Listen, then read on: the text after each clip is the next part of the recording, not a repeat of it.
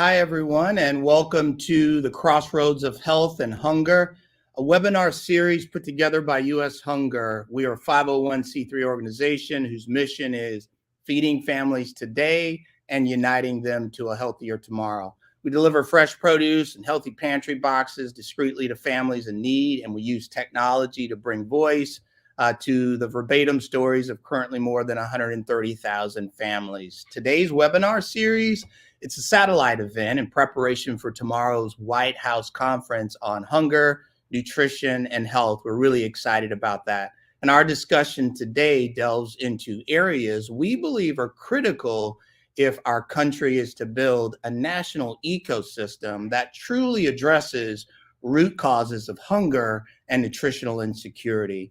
Today, we're joined by a group of panelists that we are working and collaborating with. First up is Winston Chu. Winston is the founder and CEO of Feed Forward.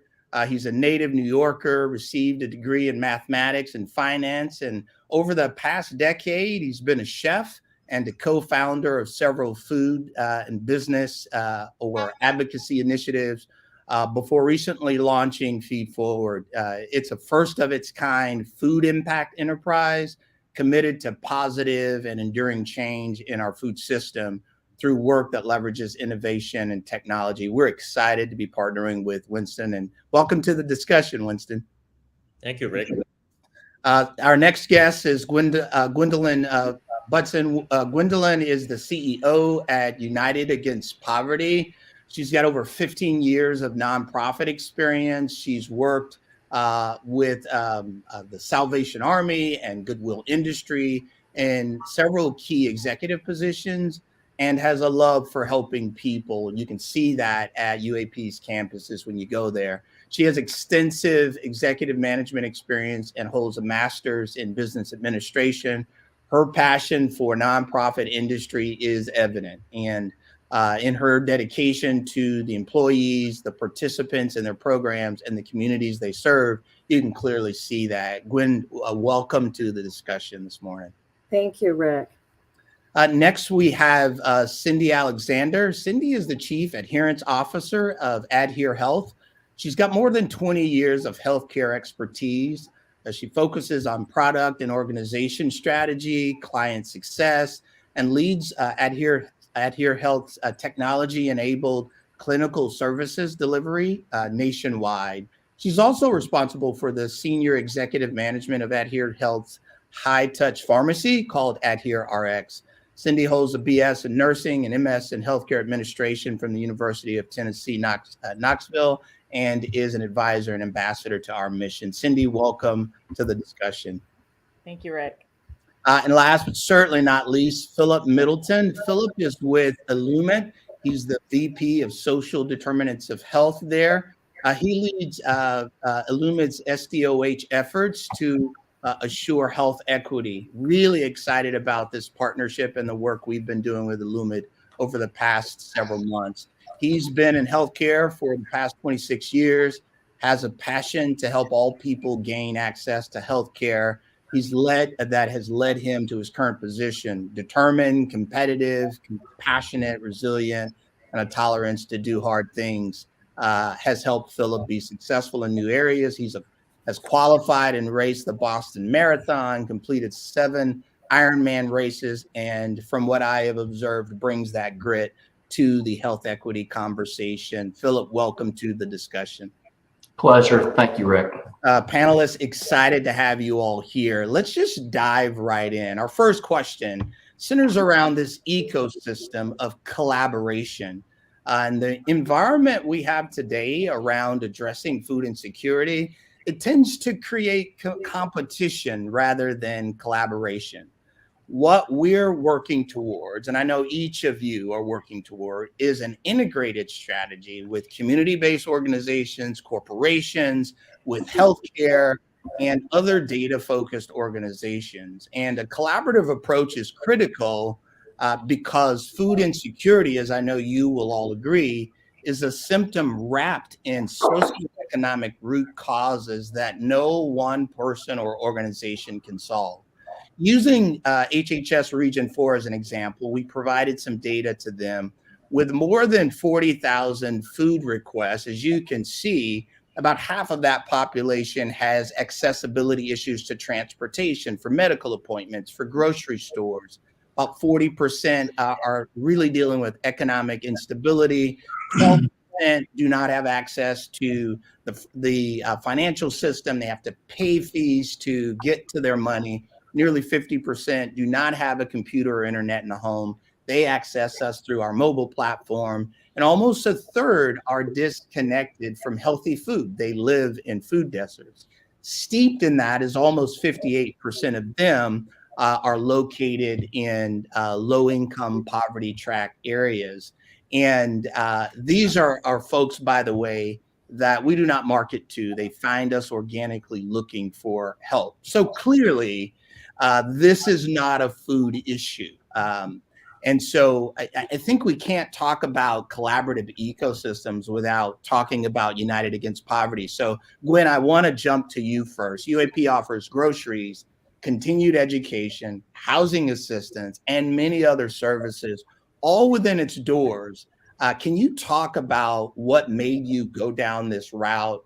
And then what are or were some of the challenges you faced creating this type of model? Thank you, Rick. Great question. So United Against Poverty is now approaching its 20th year of serving our communities.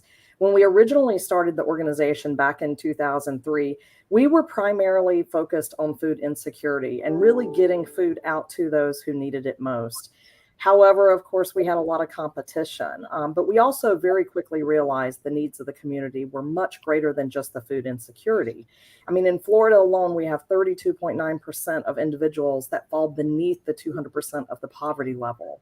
And as an organization, what we began to focus on was how could we create a model that provided additional support to communities? For us, it was focusing on 4 key programs, crisis stabilization, our low-cost grocery program, educational workshops, and our workforce development program that we refer to as STEP. This was much more of a comprehensive approach to ending poverty in our communities, but we also saw the need for those wraparound services, and we wanted to be able to provide a hand up, not a handout.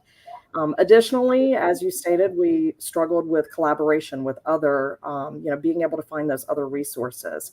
Growing and developing our programs, as well as securing the financial support, was critical and still is critical to allow us to continue to help lift lives in the 3 counties that we serve. It's also, I think, really important to understand that when given a choice, people want to be a part of their own solution. Yes. Yeah, I got to tell you, I love when I go to UAP's campus. I love that even how you address the participants that are coming into the organization.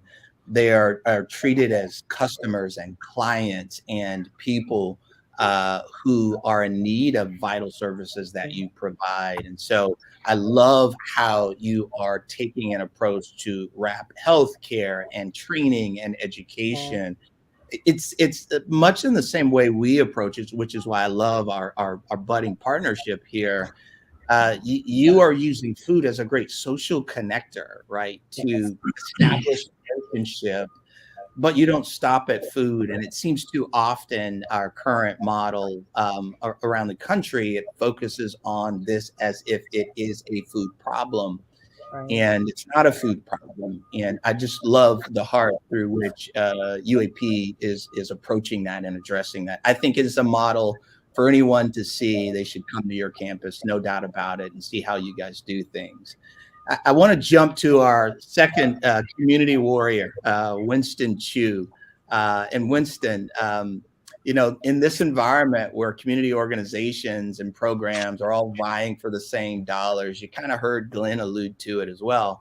You've found success in teaming up with like-minded organizations like us, U.S. Hunger, and other community-based organizations instead of competing. And as a result, Feed Forward is using incredibly creative and innovative approaches particularly through your more than a meal program. What effect has the decision to collaborate on Feed Forward's impact in the community and the surrounding New York area that you all serve?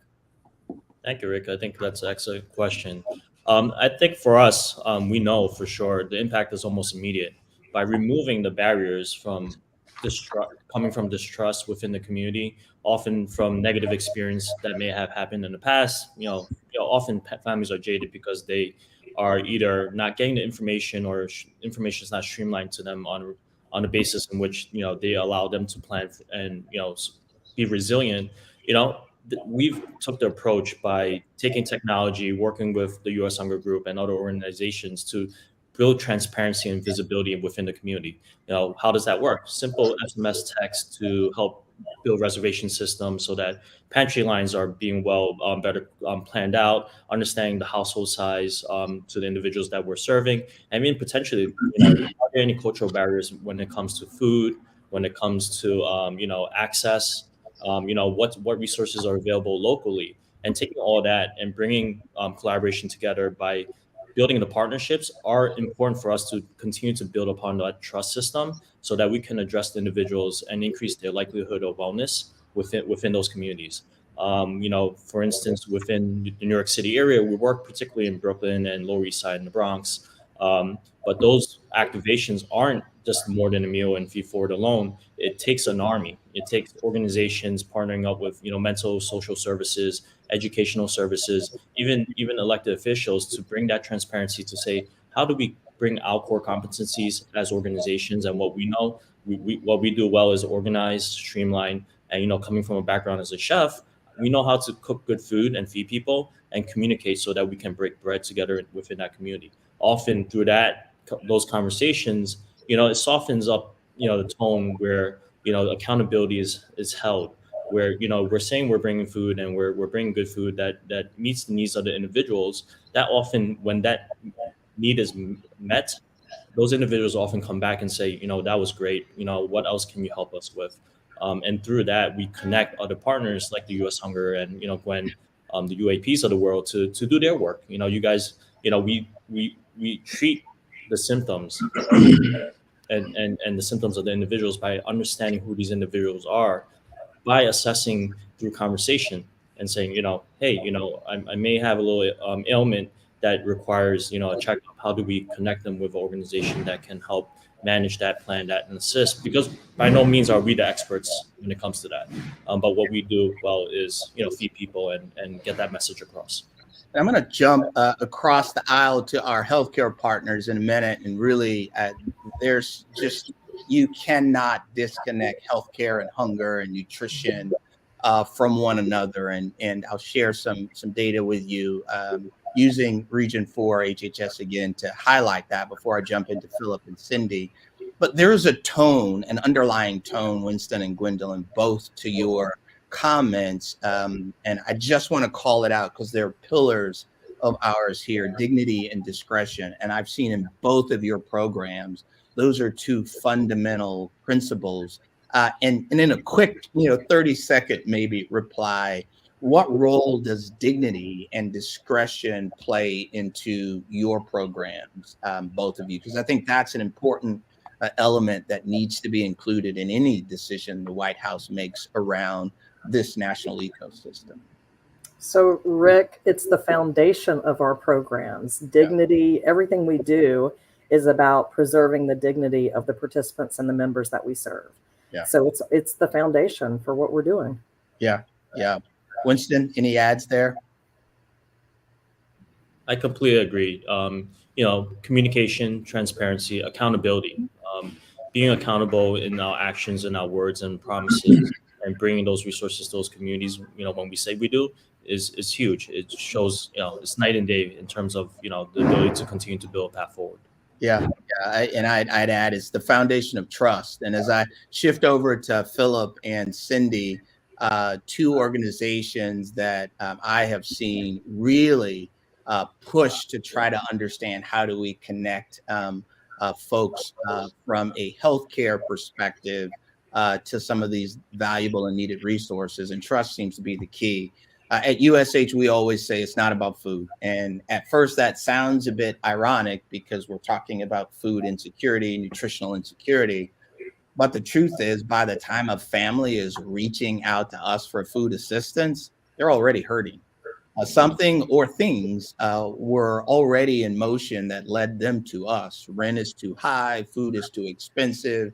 They don't have access to transportation to get to important places like jobs, grocery store.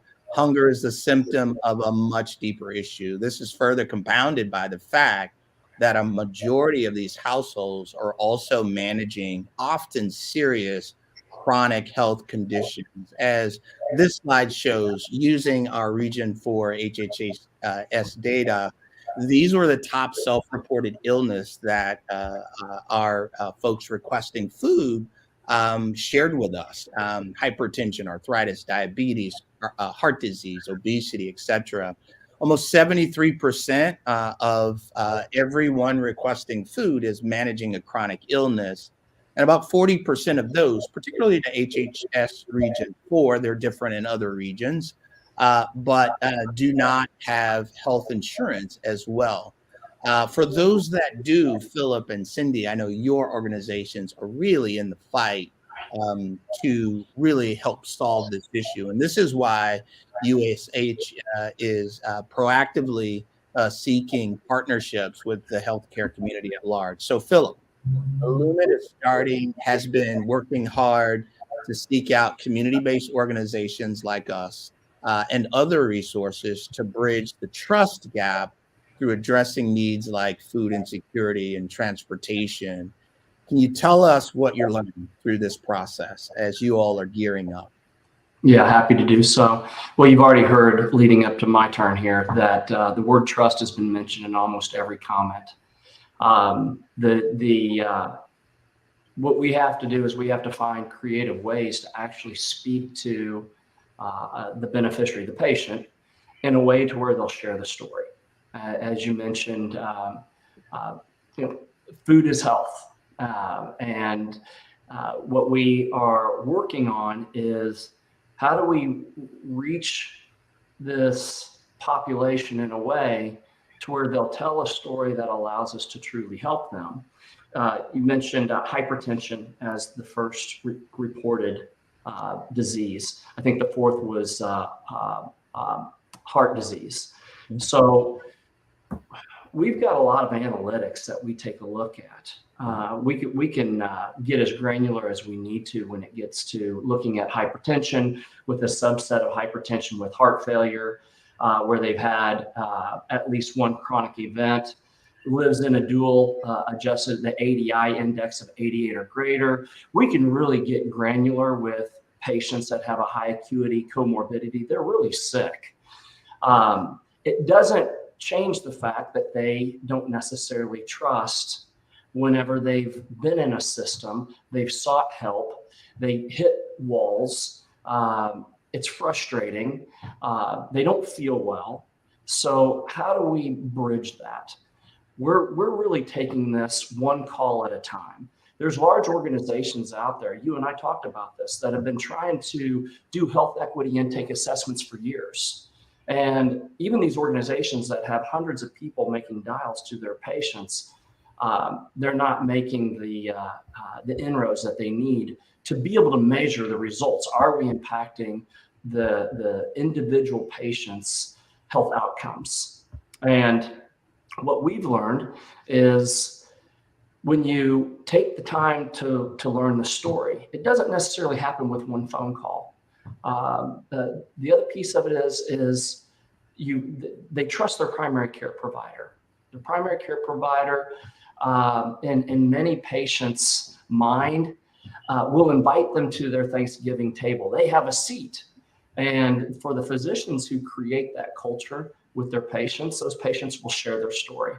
So what we've done is we've taken that approach for our member outreach and our case managers. When they have a patient on the line for a hospital discharge, or they have a need for transportation to get to their pharmacy, to their doctor's appointment, we're taking that opportunity to then ask these health equity intake assessment questions that does speak to food, it speaks to housing, but it's also speaking to some demographic barriers, be their sexual orientation, that could keep them from possibly making it to getting into their doctor.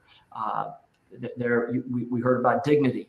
Well, there's also some stigmas out there that we're providing them a safe place to share what are their challenges, what are their hurdles, and that can take some time. But with the way Illumid is approaching this through our primary care provider relationships, through every chance that we're touching a beneficiary to gather this information, we're really learning how we can help them. And when they find out that we're there and we're wrapping our arms around them and walking that journey with them, that's when the stories come out. And I've got an example. There's a patient that I personally have been working with since July, just to understand her circumstances. What are her challenges? English is a second language. That's one.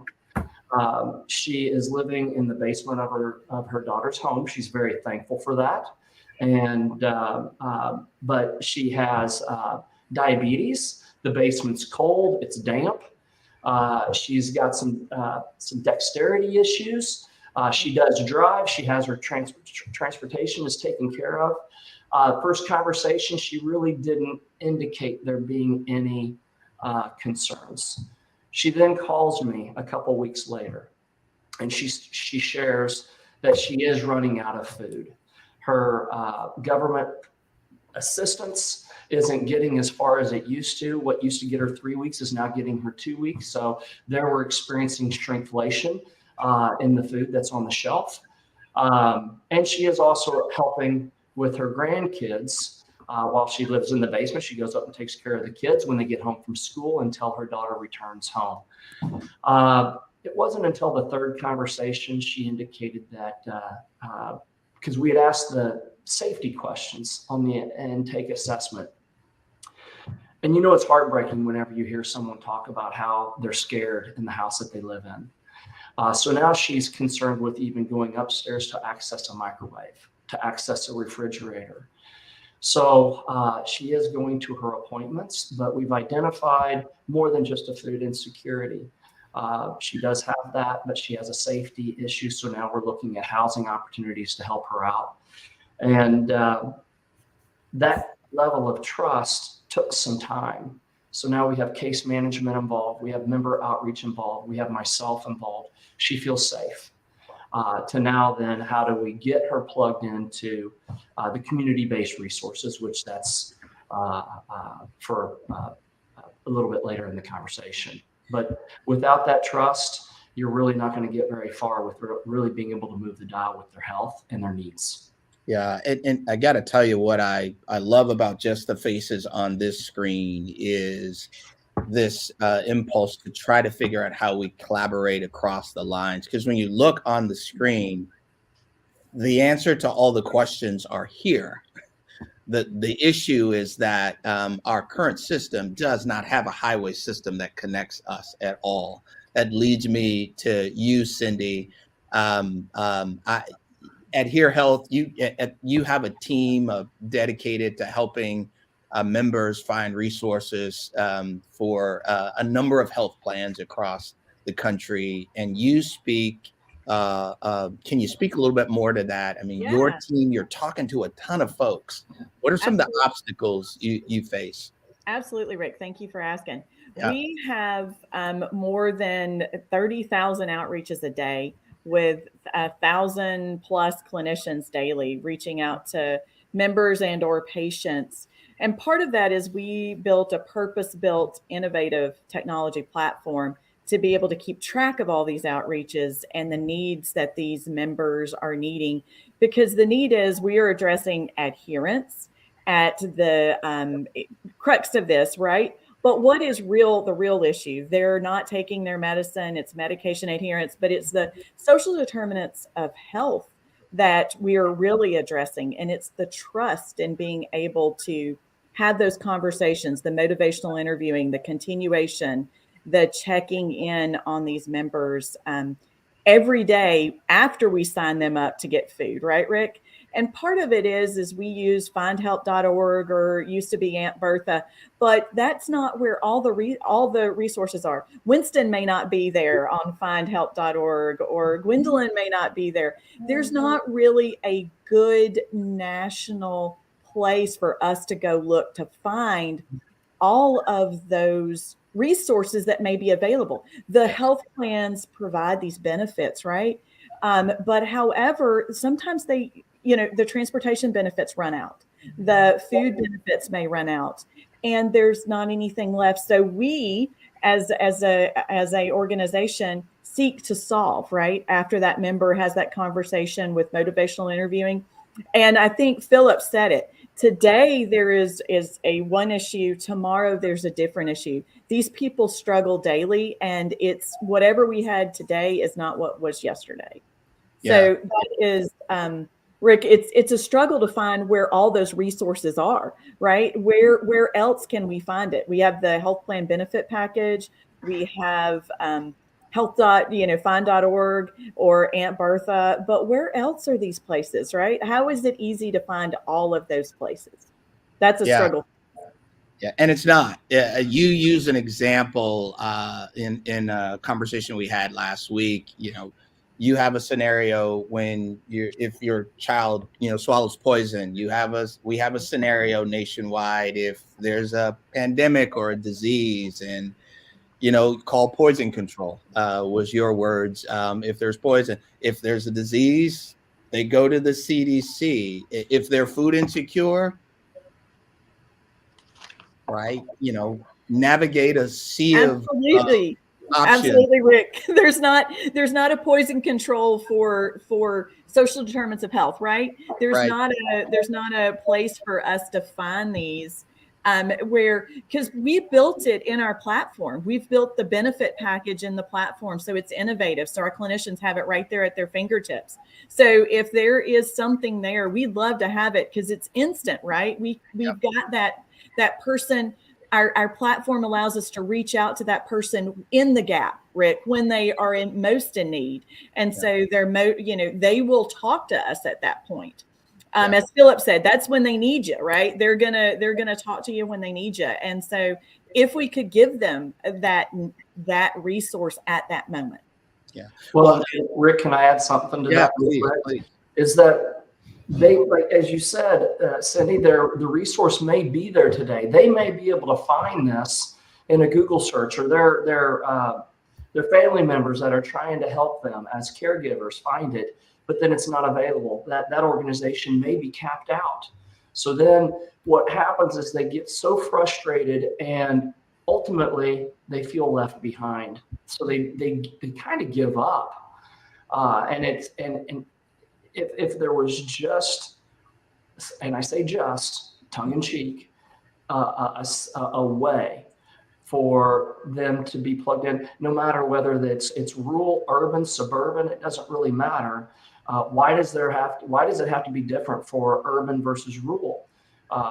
It's really, that's what we hear when going back to that trust question that you asked, Rick, is that they just really feel left behind. So now it's like, okay, so you're going to have me on the phone. I'm going to answer all these questions, but then what? Where are you going to go? You're going to go like what's happened in the past, where I give you all this information and I go into the system, and nobody wants to really help me.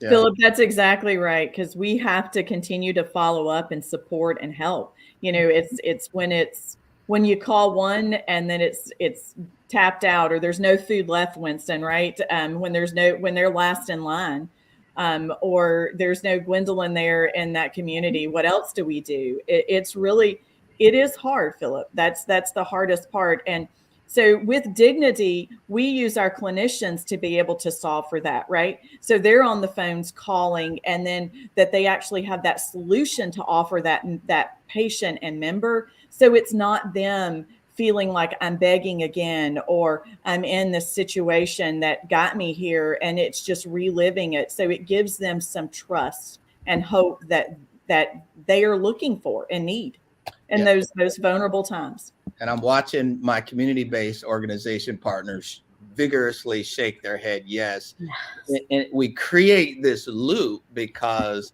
where Philip and Cindy and the organizations she represents, they have some funding to address some of these issues. They're coming into them, and then when they run out, they're coming back to Winston and Gwendolyn and U.S. Hunger, and the funding there is not. It's not a thing. It is the current model for funding the social work of good we do on the food insecure side in this country. The business model for that is you beg for money, you ask for money, you hopefully get money, and you try to create a budget based on that money. So we are creating this cycle that chases itself. And what we don't realize, and Gwen or Winston, feel free to jump in, but we end up ping-ponging lives around that by the time they do get to a Philip or Cindy who can help them, or us who are trying to help them, they almost feel commoditized. Right. And that's what we hear in the conversation. And that's not dignity, for sure. Gwen, you look like you want to jump in. Feel free. I just, as we were creating our model, one of the things that we felt was important is, I talked about our workforce development program, because there's multiple things that put someone in poverty. It could be, health issues, as what we've already discussed. But one of the things that we felt was important was being able to stay and follow along with those individuals. So part of our program is we stay with them for up to 3 years, but even that can become challenging because when you're living in poverty and you're moving from place to place, that becomes difficult to stay connected to them. So that is one of the challenges, and it can become frustrating. And what you say about funding, yes, we're constantly begging and asking for funding to be able to do the good work that all of us on this call are doing. Yeah. And, we have funding for a cardio event, right? Because that's a health issue. Right. We have funding for diabetes or arthritis, because those are a health issue. And I think fundamentally the question we have to ask is nutritional insecurity a health issue?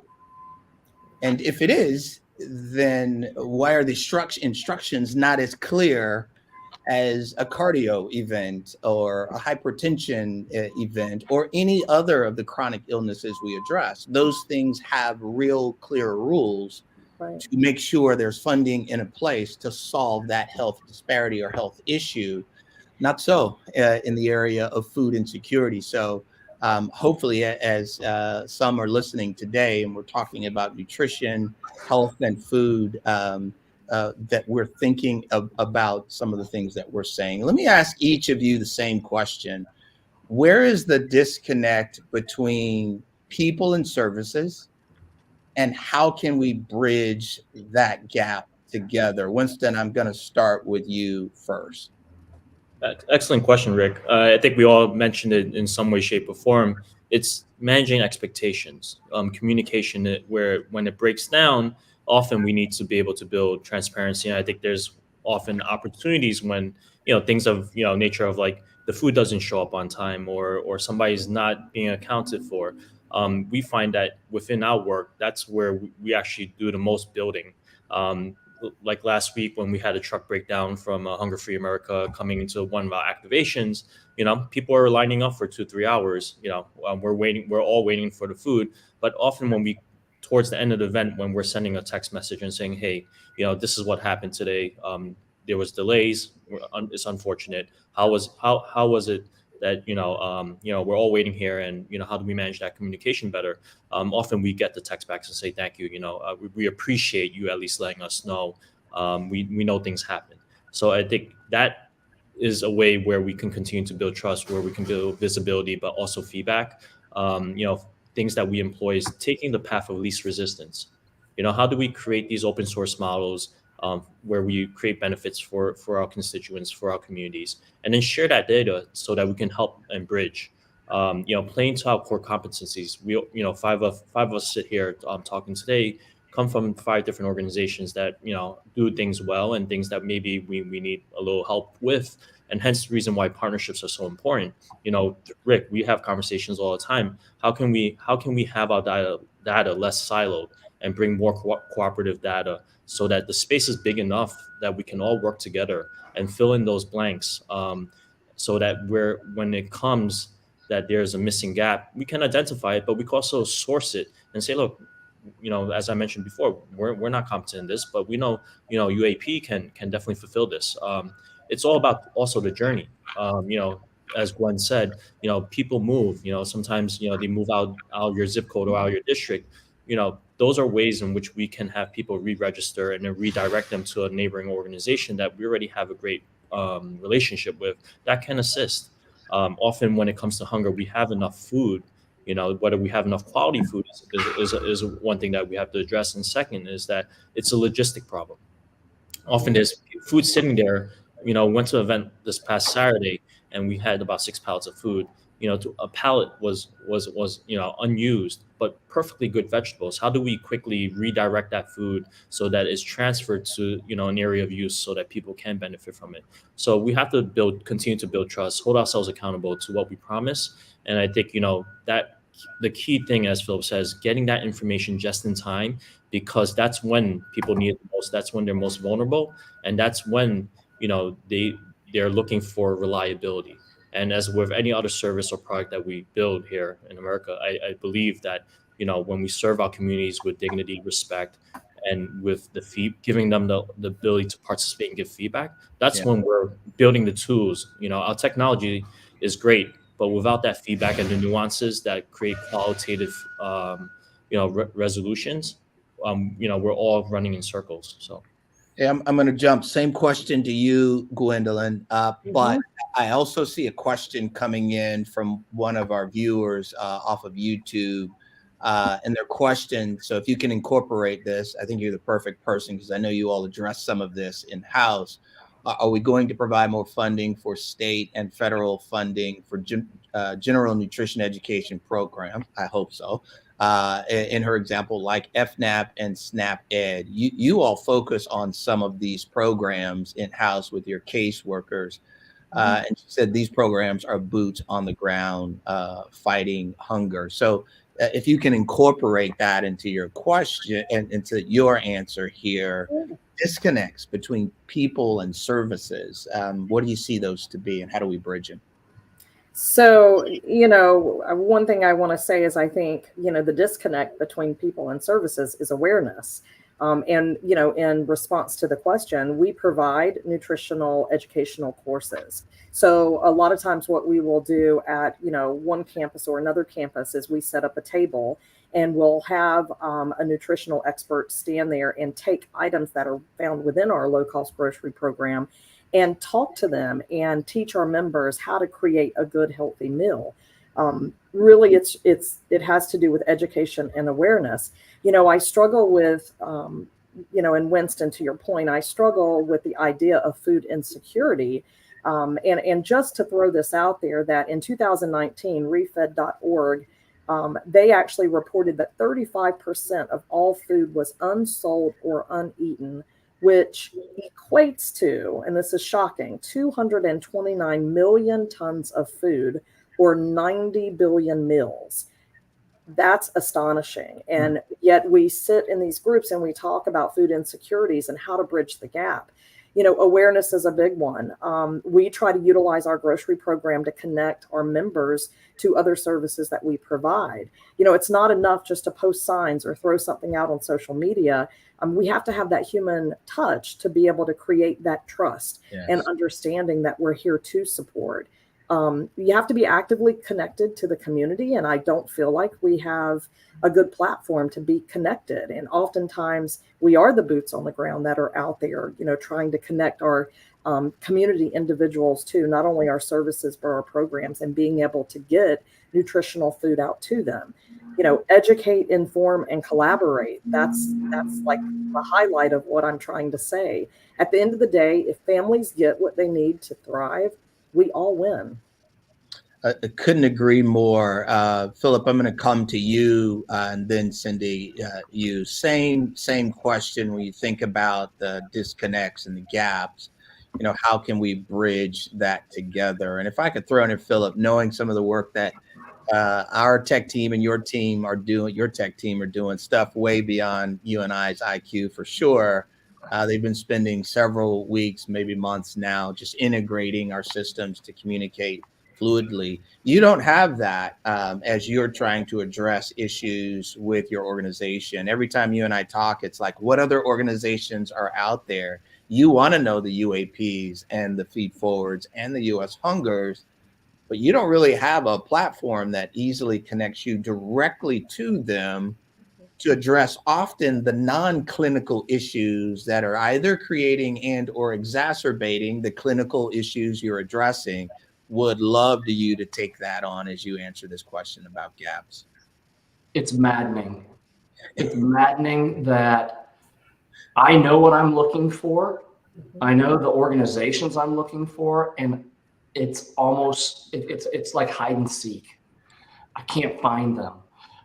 We all use different talk, patient, beneficiary, member, organizations. I don't know if they're just trying to get witty and creative in their naming conventions. But when you go out and you try to do a search, I always thought you wanted to have consistency for SEO. That must not be the case, because as someone trying to really build this program one bite at a time, I find I'm getting frustrated. Now, imagine someone who's in the system trying to find out where do they go for SNAP or EBT, or where do they find help without it being such a big, monstrous task. Or think about your parents or your grandparents. It's frustrating. So I think that whether you've heard me say, because we're in practices in rural America, urban, suburban. My parents live in a very rural town of 1,200 people in rural Missouri. They're not in a food desert, although they have to go an hour to a grocery store because they have a Dollar General. And my parents were just here visiting me, and I was talking to my parents about this, and they've been blessed to where they can drive. They can go to the grocery store an hour away. But when they go to the grocery store an hour away, they get their hair done, they go to grocery shopping, they do everything for about a month, right? And my dad said that he'll go to Dollar General and he'll grab maybe 2 bananas out of the bunch that's on the end cap, because there's a bunch of bananas and that's it. There may be 2 gallons of milk in the refrigerator, and there may be 5 loaves of bread. There's not a variety for them to really get into. So, I just you think of it from the people who need this. If it's that hard for them, why has it got to be that hard? You mentioned earlier the competition out there. Well, there's got to come a point where I love competition. You know that about me. But I can always look at my competitor and smile and just be appreciative that they're there too, so that there is a competition, right? Because in our case, the patients win. The people, just our neighbors, they win when there's competition. And right now, when we're trying to really move the dial on hunger and resources, it really shouldn't be that hard. So I'll address a little bit of this later, but if people whoever's listening, and you can set your ego aside of winning and just put on your servant's hat for a minute and think, how can I help whoever it is get to a place where they can help masses, versus spending so much time struggling. Now, I'm not going to quit, but I do see why patients in Cindy and I's circumstances, they reach that point where they cry uncle, and we just can't have that, because it does impact their health. Food is nutrition, and a proper diet. I think about just with us and our partnership with with U.S. Hunger and pantry staples and fresh produce to complement with the other meals that we're looking to offer people who just really have that need of heat and eat meals to get them along, bridge that gap. But then what's that long-term solution? Dignity. They're not really looking for someone to feed them for the rest of their lives, and nor are we in that business, but we are in the business to help wherever we need, wherever we can. And that right now for Illumid, it's 100% out of Illumid. We're doing a pilot right now for October, November, December, where when somebody we identify as food insecure, we're bridging that gap, however long it needs. We've got patients right now that are getting discharged from the hospital. They're not food insecure, but they don't have the ability to take care of themselves with a meal. So let us send you some assistance. So yeah, that's really it is a frustrating place to be whenever you can't find the resources easily. Yeah. I'm going to jump to you. Same question, Cindy. Disconnects. How do we bridge the gap? I do want to incorporate a question from one of our listeners that you and Ed here can absolutely speak to. And the question is, to what degree could medicines that help fight diet-related diseases be helpful? So that's right down Ed here RX's path. So if you could incorporate that into your question as you address this about gaps. Absolutely, Rick. Thank you so much. So healthy food is a medicine. So I think that's a staple.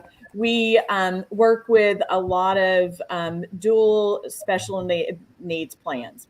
And those special needs plans they are disease-based. So they're cardiac, diabetic, and they also are dual in need of Medicare, Medicaid, right?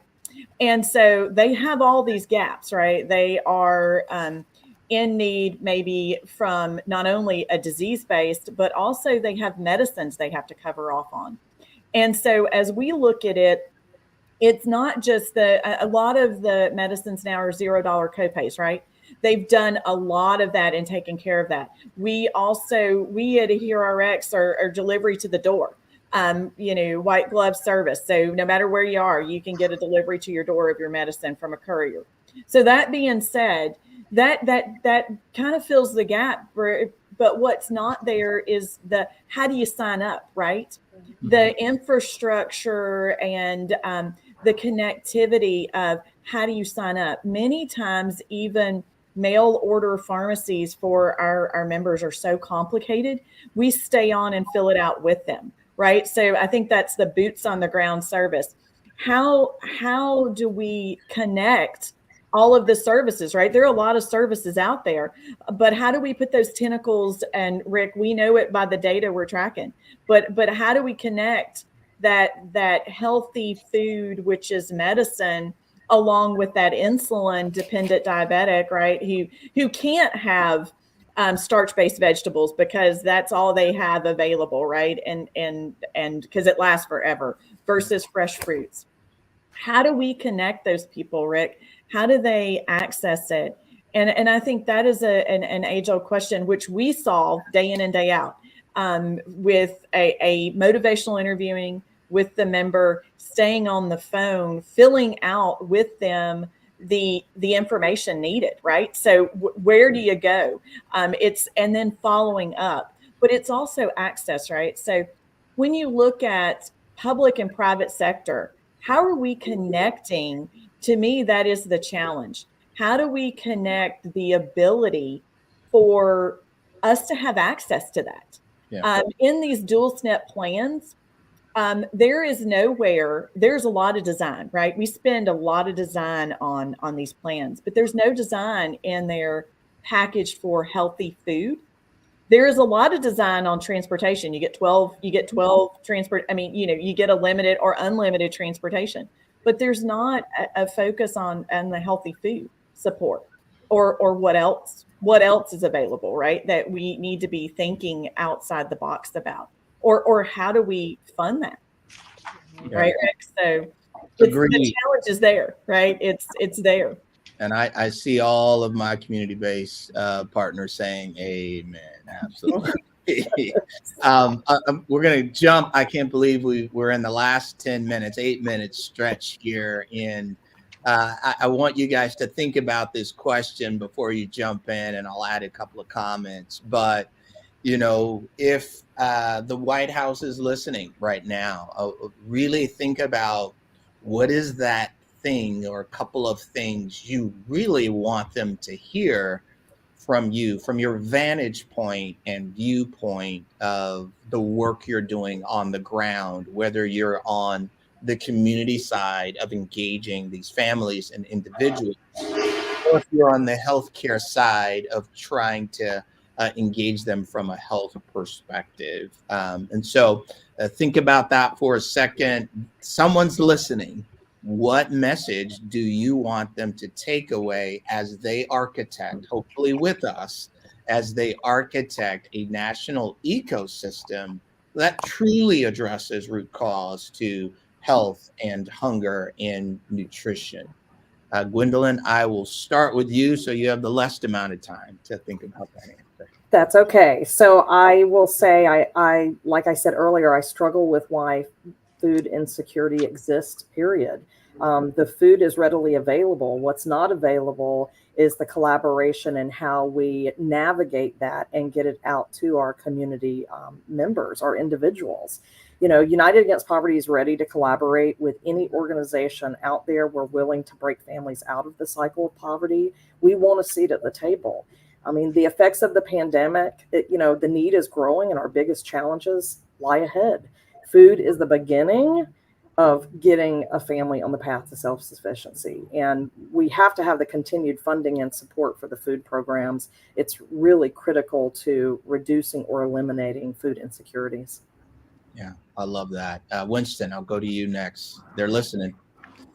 For us, families come to Feed Forward and more than a meal program for help. Where we feel that we treat them with dignity by giving them the options, conferring agencies, whether you're looking for groceries or ready-to-eat meals from restaurants. Everything that we all spoke about here today is finding the balance, whether it's using data, whether it's bottom up to top down. It's where do we meet in the middle ground so that we can start bridging and start doing the work together. It's very important for us to look at systems like SNAP EBT, programs that are already existing. How do we innovate around that, update them, give them the lift that they need, so that it starts addressing the community as a whole. We're all unique individuals, and when we talk about social determinants of health, it's all highly correlated. As a chef, I always tell my cooks, it's about balance. How do you find harmony? And amongst all those, social determinant of health things that we talk about on a day-to-day basis, how do we strike the balance so that you can feel wholesome as we're working towards finding the grand resolution? Excellent. Philip, about 90 seconds. They're listening. Yeah. Find ways to gain meaningful information so your population. Start there. Don't make it so difficult that people shy away from doing it and sharing their information. Don't make it so intrusive that they feel like Big Brother's going to be in their kitchen. Right. All right, just make it simple. And the second thing I would say is wherever there's a way to touch one of our neighbors, be it my case, the physician's office, help your physician have time to get back to being Marcus Welby, wherever they take care of they know them and they care about them, and help them from an administrative burden to where the physician can help move the dial when it comes to trust, because they do trust their doctor, to share this information and then help move that patient into the resources. Excellent. Cindy, they're listening. 90 seconds. Yes, thank you, Rick. Have an ability to connect private and the public sector to your community-based organizations. And also, we've started, right? There's CPT codes for social determinants of health. They're identifying them, but not just identify. Have the ability for a CBO to be able to bill this benefit package that this member has, rich benefit package that these health plans are providing, to be able to tap into that. A system to connect all and be able to bill. so that you can utilize those benefits without a struggle. So that there's not simple, to Philip's point, keep it simple so that we can access, connect you guys to the members. Let us be the bridge, right? That's what Adhere Health does every day. We're a bridge. I love it. I think what you just said, until we do something of that nature, addressing food insecurity is not a sustainable model. There has to be sustained a billable connection to us doing the work we do. And right now, Winston and Gwendolyn and myself and our organizations, we're out trying to find that help anywhere. And I will end with my note, not just to those that are listening from the White House and our government, but also the other amazing healthcare organizations and corporations out there. This is not a government solution alone. If it were, this whole panel would be Congress and others. It is a community issue that we have to globally address and solve. And I think as I look around at UAP and Feed Forward and Illumid and Adhere, the first place of connection we had with each of these organizations, U.S. Hunger, our connection was we had a common mission, and we were looking where we can understand better through data and technology how we integrate and help one another in our key areas. And to the non-government funders that are out there, you make it extremely hard. There's no one language. I call it meals, you call it pounds, you call it servings. There's no one organic conversation that we can have about solving this issue.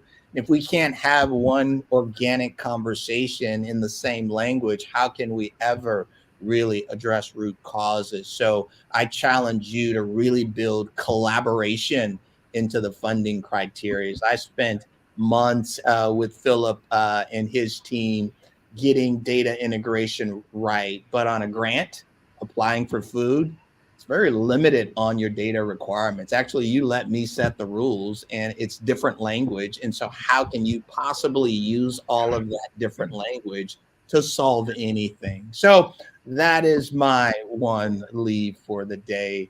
Winston, Gwen, Philip, Cindy, thank you so much for the work you do, the genuine care you have on the ground in the community. You're making the difference. That's it for our Crossroads conversation today. Thank you for being a part. And yes, thank you all for your partnership and care. Thank you. Thank you, Rick. Thank you.